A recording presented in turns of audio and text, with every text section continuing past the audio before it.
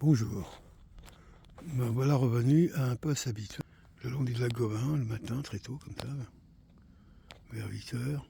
Ouais, je sais pas si vous voyez au fond, là, ici, là. Voilà. Il y a quelqu'un qui fait du paddle. Voilà.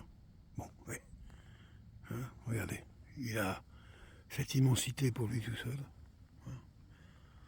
Il n'y a pas encore de moteur ni d'excité avec leur moto, je sais pas quoi, moto. Alors, là, même un gars qui habite, où est mon doigt, il est là, la maison qui est là, là. Lui, il a un hydravion. Alors, je sais pas ce que c'est comme moteur, ça va être du 2 temps, parce que ça fait un boucan, un vrai tracteur. Bon, on se demande toujours si ça va décoller, mais ça s'envole comme un papillon. Bonjour, voilà. Je sens qu'ici, ça va devenir un petit peu mon bureau jusqu'à la neige, pour mes petites vidéos comme ça. Mes formes d'expression. Un peu longues souvent, hélas, je suis désolé. Mais je sais pas faire court, en faire... Ah, y en a, mais moi, c'est pas mon truc. Hein. Publicité, le pardon. Je vais vous parler du pardon. Alors, pour beaucoup de gens, surtout ici dans le monde occidental, donc sont presque tous issus du monde religieux, chrétien, et donc une des spécificités de la chrétienté par rapport à la religion dont elle est issue, c'est-à-dire le judaïsme, c'est le pardon. Le judaïsme, c'est ni pardon ni oubli. La chrétienté, c'est le pardon. Voilà. Et aujourd'hui, on revient plus dans les notions de judaïsme, œil pour œil, dent pour dent, tous ces trucs-là. C'est quoi le pardon, juste? Alors, je m'adresse quand même à des gens qui connaissent un peu, mais peu importe. On nous dit souvent, c'est pas à la personne que tu pardonnes, c'est à toi. C'est toi qui te pardonnes, tu sais te retrouver dans cette situation, dans ces sentiments, dans ces émotions, dans cette histoire, et qui te blesse encore, et où tu vois bien quand même que la personne, toi, qui a vécu ces moments-là, c'est toujours encore actif et blessé. Et générant évidemment des émotions avec qui peuvent aller de la colère à l'esprit de vengeance, hein, du ressentiment, et du coup avoir des comportements envers les autres qui est lié justement à ce ressentiment, qui est lié à des blessures. On sent souvent quand quelqu'un vous agresse comme ça, c'est pas gratuit, souvent il y a de la blessure derrière. La connerie aussi, ouais, ça aussi. Tiens, une autre forme de blessure. Hein. Est-ce que on est tous, parce que je vois beaucoup de gens qui disent ouais bon c'est bon je te pardonne. Est-ce que le fait de dire ça, ça te libère à l'intérieur, c'est fini, c'est réglé?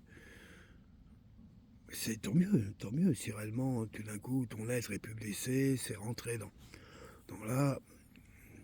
Il faut beaucoup d'amour pour ça. Hein. Oula.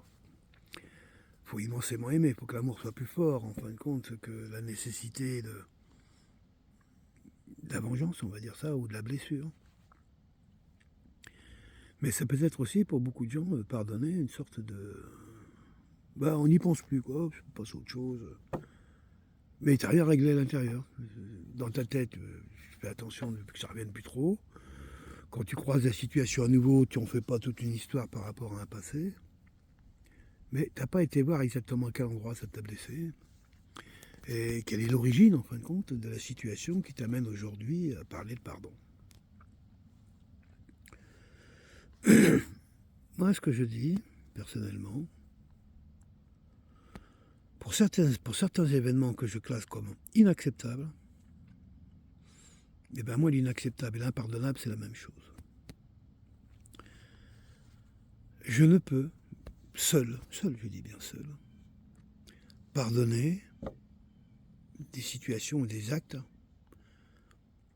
tellement inacceptables que j'estime que le pardon ne peut se faire qu'en collectif. C'est re-rentrer cet inacceptable dans l'accepter. Accepter l'inacceptable. On tombe sur des espaces où on n'est pas loin quand même de la forfaiture ou de l'hérésie, quoi. Et moi, je peux pas.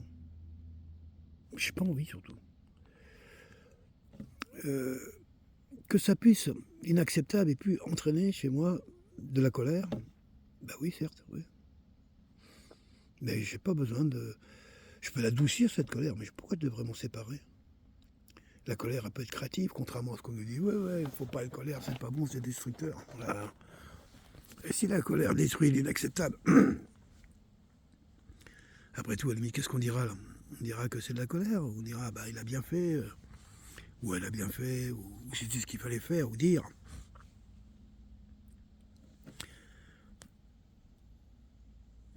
J'entends qu'on va me dire, oui, mais si tu pardonnes pas, tu restes avec.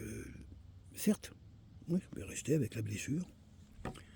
Mais la blessure, c'est un petit peu comme. Je ramène ça au dîner des arbres. Ça devient un moment ta nature. L'être blessé n'a pas à se présenter comme quelqu'un qui ne l'est pas. C'est comme l'arbre qui aurait perdu ses branches, tout d'un coup on irait recoller les branches pour dire il y a les branches qui repoussent. Quand c'est parti de travers, hein, par exemple, comme on dit hein, souvent que dans la vie, c'est les 6 premières années d'un être qui est le plus important pour lui, pour se constituer, pour avoir une idée de qui il est. Quoi. Et souvent, surtout les 3 premières années, il peut y avoir des dérapages qui font que cet être-là, il ne va pas pousser dans l'harmonie pleine et entière en tant qu'être humain, bien droit, épanoui, en bonne santé. Souvent, il va pousser de travers. Et qu'au fur et à mesure du temps, qui se redresse, certes, mais son premier mouvement, la base de son tronc sera de travers. Même si on voit qu'il se redresse très très vite après, et qu'il peut se retomber encore un peu de travers, mais c'est le chemin de la vie, ça. On nous donne une forme, on nous dit, voilà, pour être heureux, il faut ressembler à rien, en fin de compte, à tout. En parfaite harmonie, en parfait équilibre, en paix.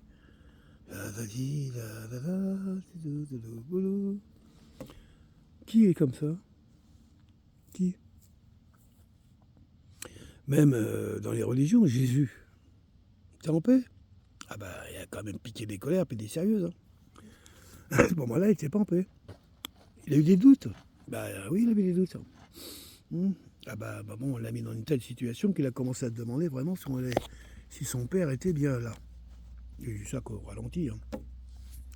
Vous prenez d'autres religions, vous verrez à peu près que systématiquement, chez les hindous, il y a toujours ce côté lumière et ce côté sombre. Des dieux, je dis bien des dieux ou des déesses. Hein. Kali a un côté créatif et puis un côté hyper destructeur. Hein.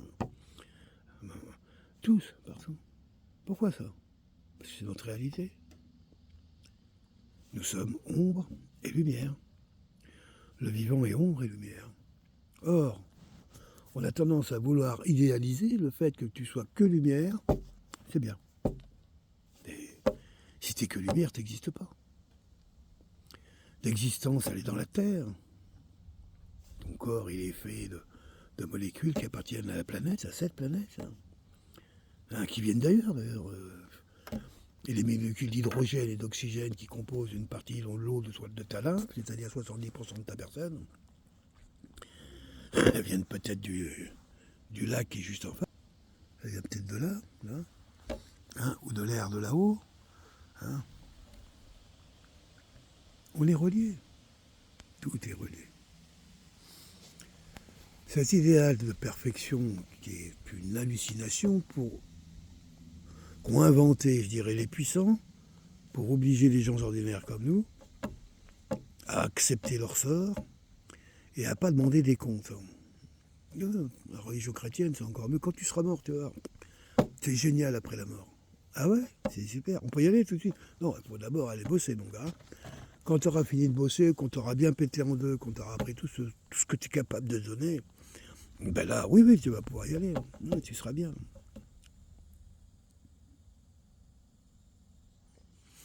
Même traité de païen, bah oui, à ce niveau-là, complètement. Chrétien, bon, pas du tout.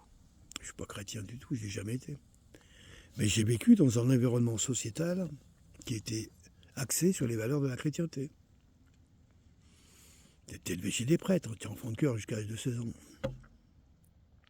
Après, ils m'ont viré, je faisais trop de conneries, mais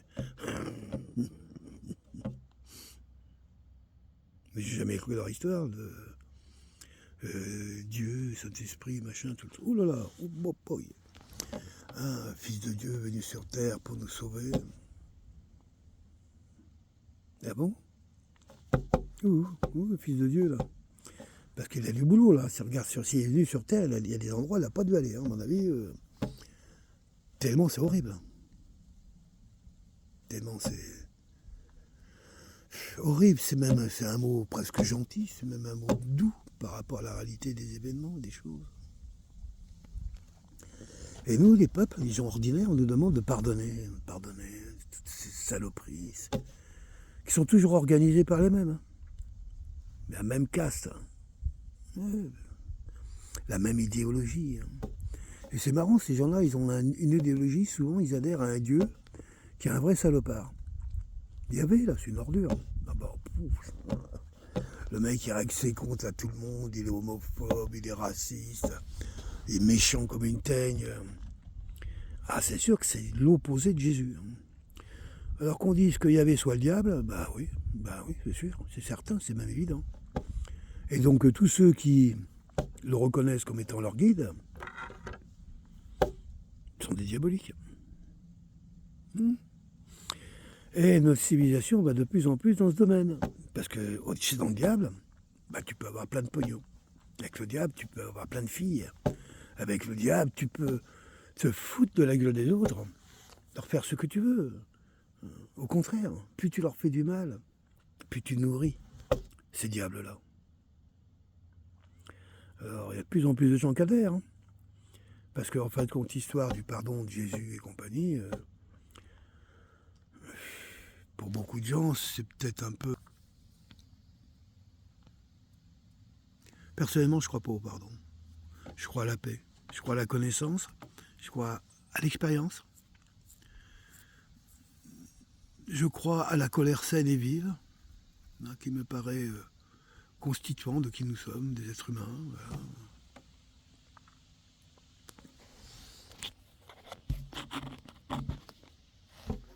Si je fais comme ça, c'est bon.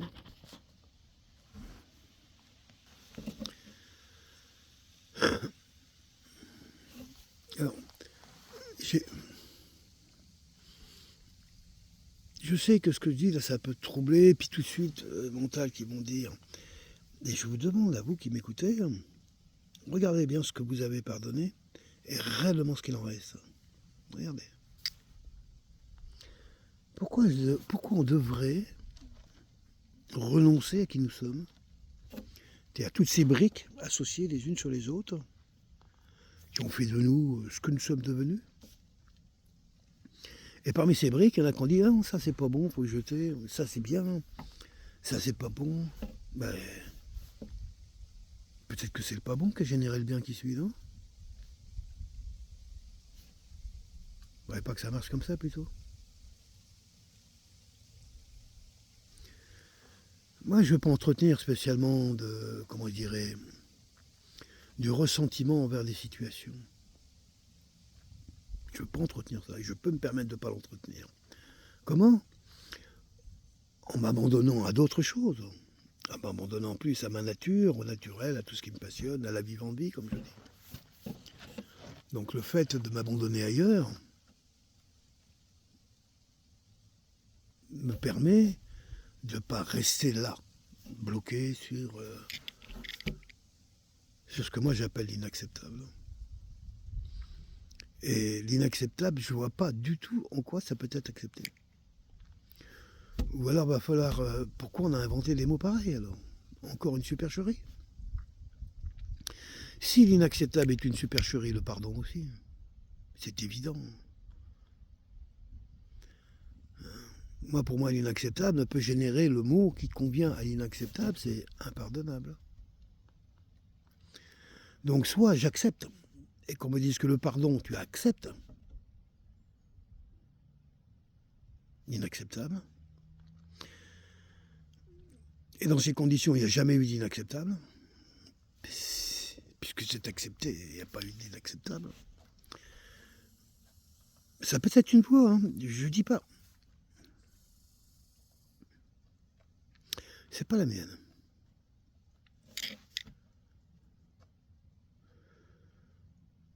Si le mot accepter, c'est pas quelque chose, ça ne veut pas dire oui. Accepter, il y a une démarche. Il y a comment je dirais, toute une préparation. C'est pas j'accepte. Non, accepter, c'est permettre à ce qui est, dans le moment, de te pénétrer. Vraiment. Et d'en sortir. Je dirais même pas de te pénétrer, je dirais de te traverser, voilà. C'est ce qui serait plus juste.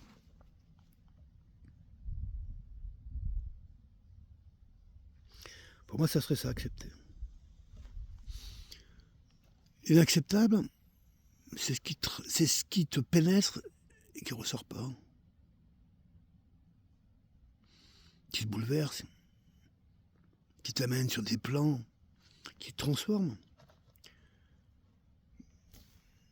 Certes, qui peuvent emmener chez toi une dégradation.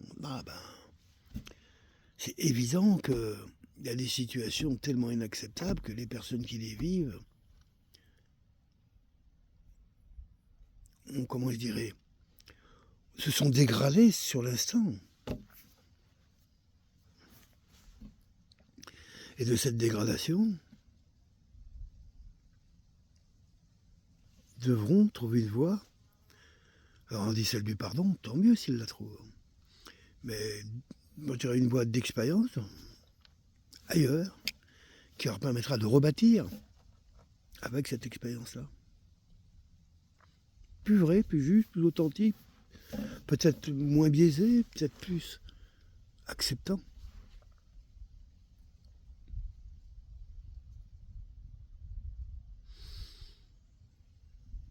Je ne crois pas au pardon, ni universel, ni quoi que ce soit. Je ne crois pas à ces histoires-là. Je crois au vivant des choses. Je crois que la vie a besoin de tous ces déséquilibres pour trouver son équilibre. La vie, c'est un déséquilibre. C'est pas un équilibre, c'est pas vrai. La vie, c'est tomber et se relever. C'est ce mouvement-là, être vivant. C'est pas rester debout. Puisque quand la vie, à un moment, se retire, elle te couche.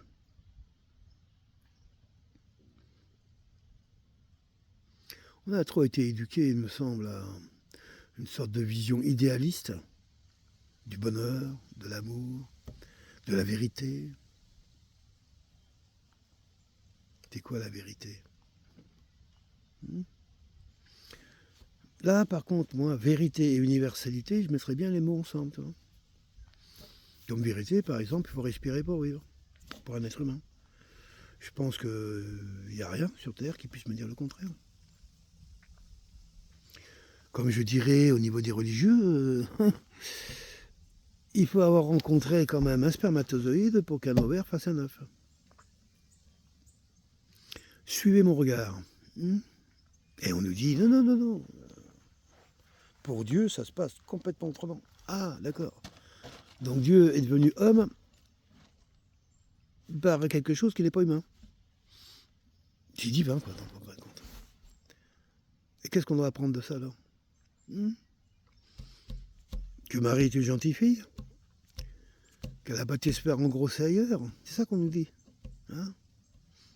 Ou alors que Joseph est un brave homme ou c'est un crétin. J'aime bien la chanson de Moustaki. Voilà ce que c'est, mon vieux Joseph, que d'avoir pris la plus jolie de toutes les filles de Galilée, celle qu'on appelait Marie. Et après, il se fout de sa gueule. Gentiment, hein. Ah, la Moustaki, c'est pas quelqu'un de... C'était pas quelqu'un...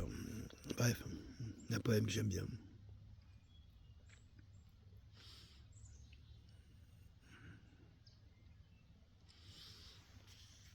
Je vois, par exemple, hier, on est sorti avec mes amis, avec Michel et puis nos amis.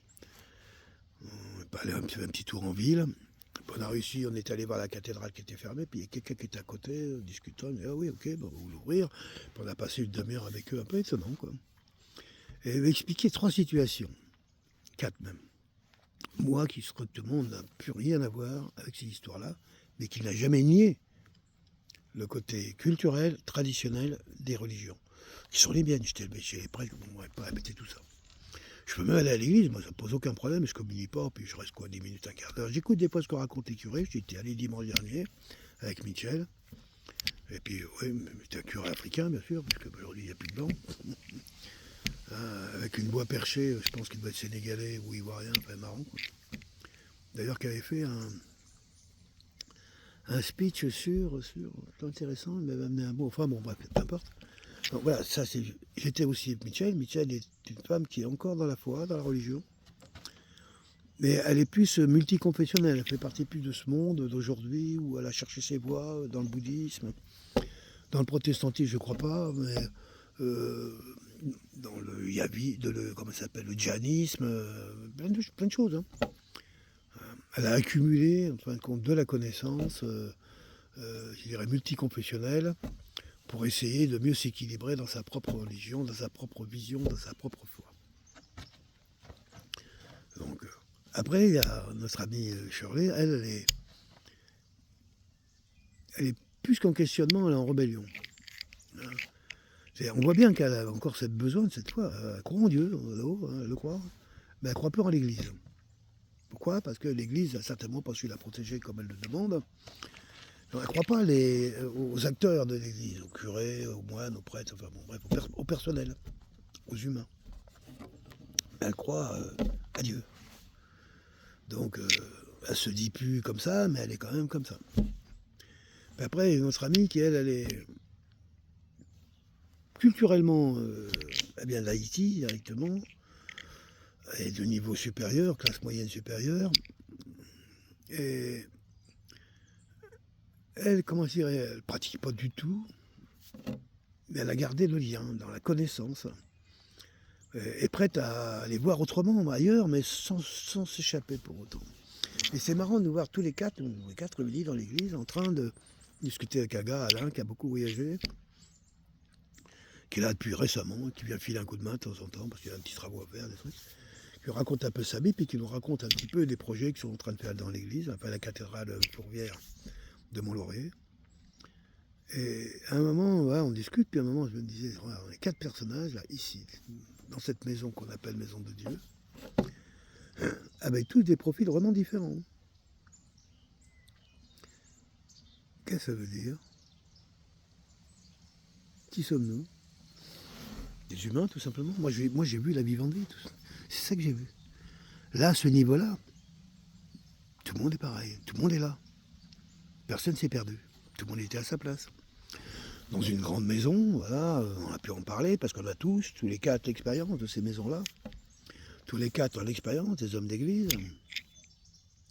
Tous les quatre, on a la connaissance un peu des rituels et de l'évangile, même de la Bible. Mais la seule réponse que moi je trouve, qui justifie qu'on soit tous les quatre au même endroit à ce moment-là, c'est pas la religion, c'est pas la chrétienté, pas vrai. C'est la vivandie. Quelque chose de plus grand, plus vaste, qui sort un peu justement des faux questionnements ou des questions sans réponse, ou des doutes, ou des mauvaises expériences.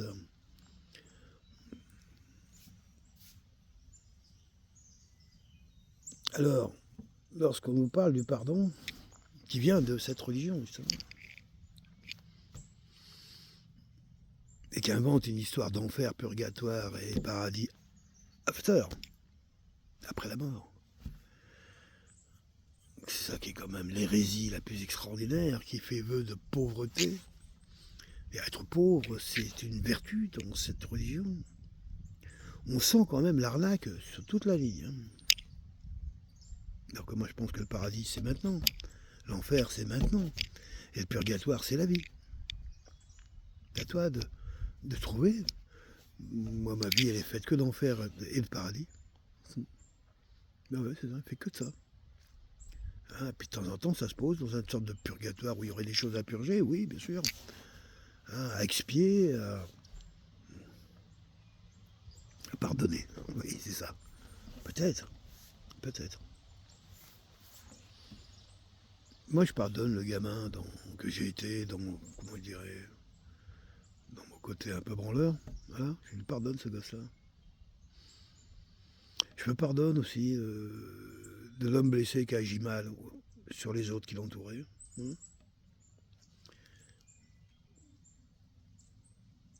Mais je pardonne pas le collectif. représentés par ces gens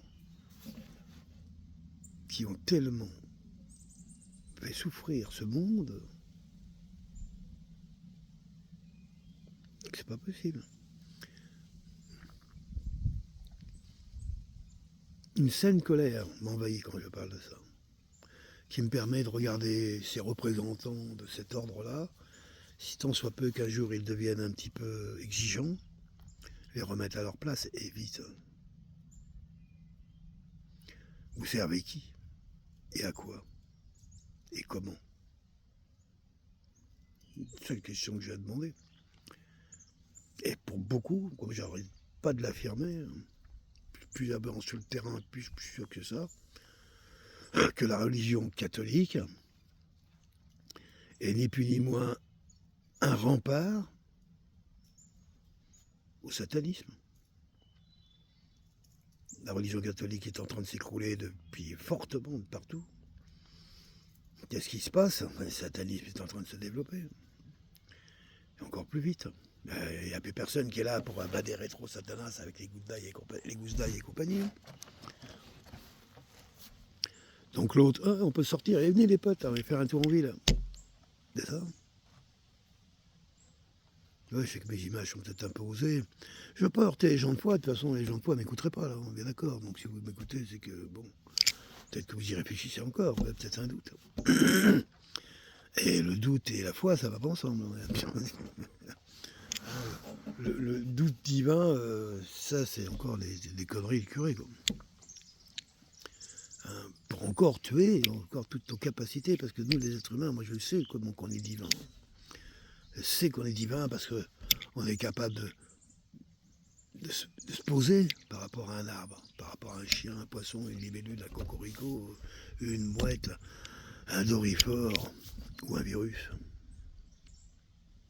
Pour moi, être divin, c'est être relié. C'est laisser vivre la vie en soi et reconnaître que tous les acteurs de la vie, tous ces êtres dont je viens de vous parler, partagent le même plan que le nôtre.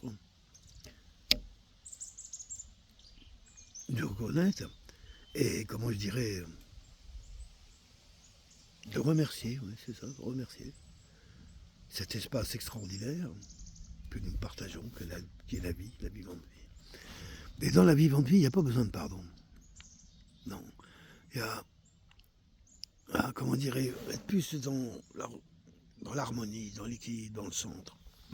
Et pour ce faire, il suffit d'être avec d'autres êtres, même d'autres humains. Oula, je ne dis pas le contraire, moi, les humains m'ont beaucoup apporté. Mais pas tout, loin de là. Comme moi, j'apporte aussi à d'autres humains, mais je sais que je ne peux pas tout donner non plus.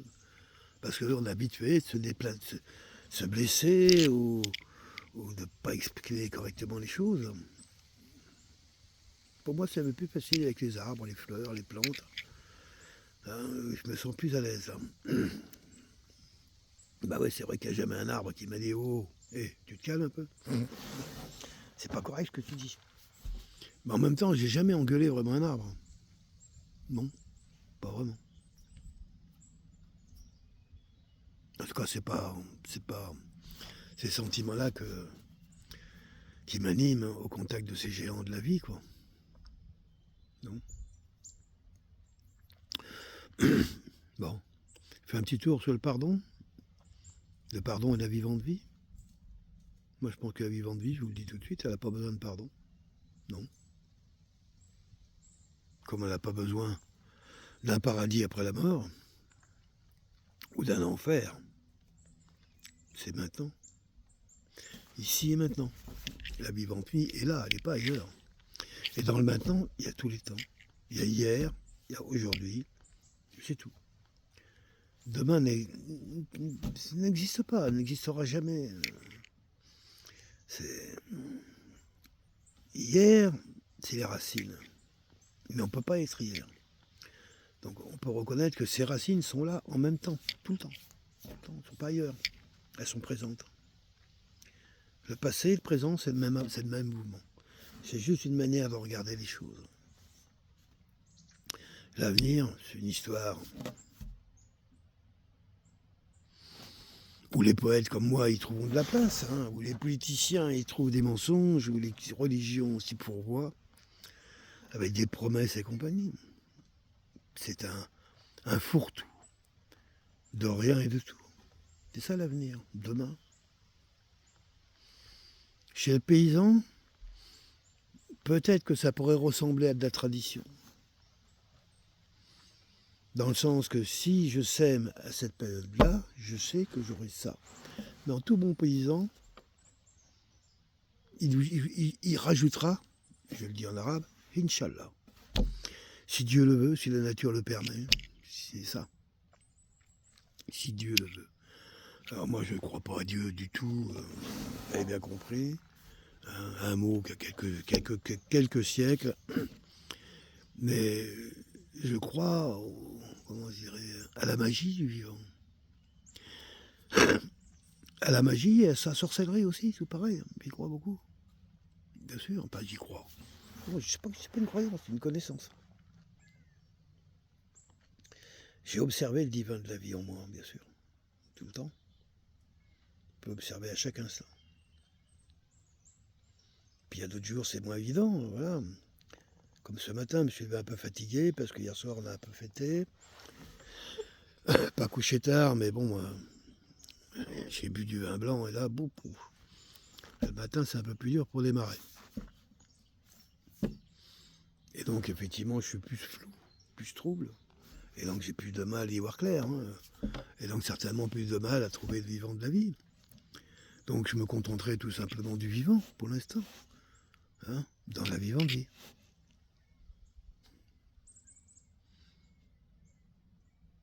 Bon, là, j'ai dépassé la demi-heure. Alors là, Pierre va me dire, oh, ça suffit, c'est long. Pierre, je parle de livre, il n'écoute pas mes vidéos, enfin, des fois, peut-être. Quand il rentre des courses, il m'a dit, moi, je sais que j'ai une voix qui est quand même assez agréable pour ça. Tu mets ma vidéo sur un côté, sur le téléphone, sur un côté, ou peu importe. Puis tu fais ta cuisine, tu fais ta vaisselle, tu laisses tourner en fond. Ça marche. Ça marche. Il y en a qui m'ont dit, moi j'aime bien, quand je fais mon ménage à la maison, je t'écoute. Et ma femme fait ça, elle met le truc en route et puis hop, elle va s'occuper d'autre chose. Et elle m'écoute. Alors moi je ne vais pas vous imposer de vous asseoir et dire, bon attends là, sérieux le gars là. Bon, on ne bouge plus. Non, non, allez faire votre ménage, faites vos courses, votre cuisine, recevez vos amis. Mettez-moi en fond. S'il y a des vibrations qui doivent passer, elles passeront, c'est sûr. Mais vous avez le droit d'écouter, et puis précisément aussi. Ça, c'est encore autre chose.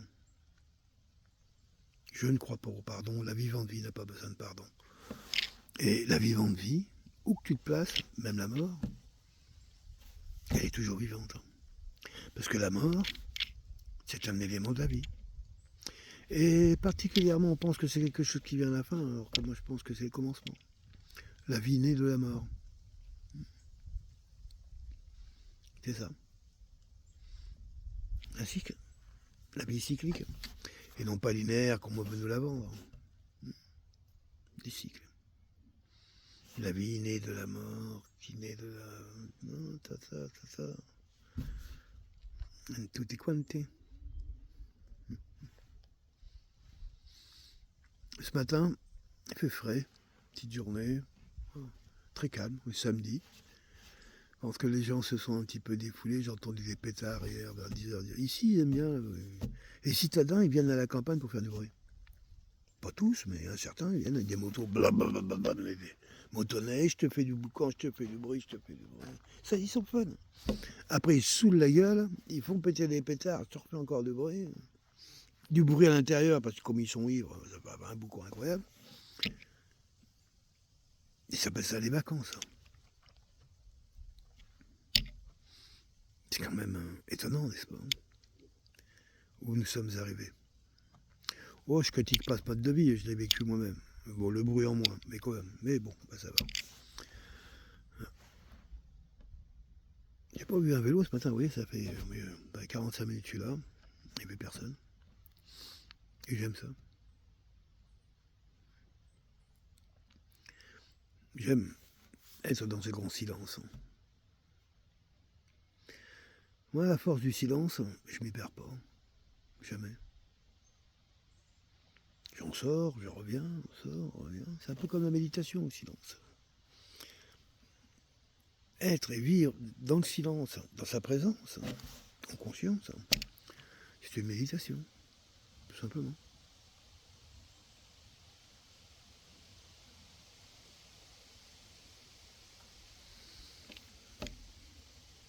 Et j'oserais presque une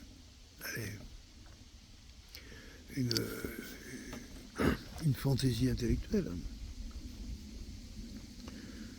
Dans le silence,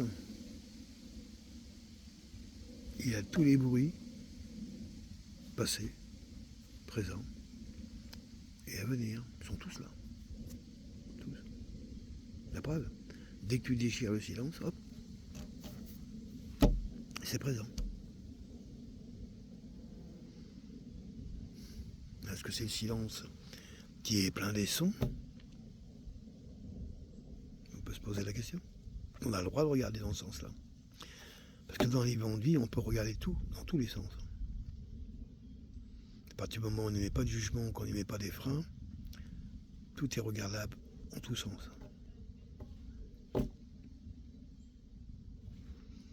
Bye bye les amis, merci de m'avoir écouté jusqu'ici.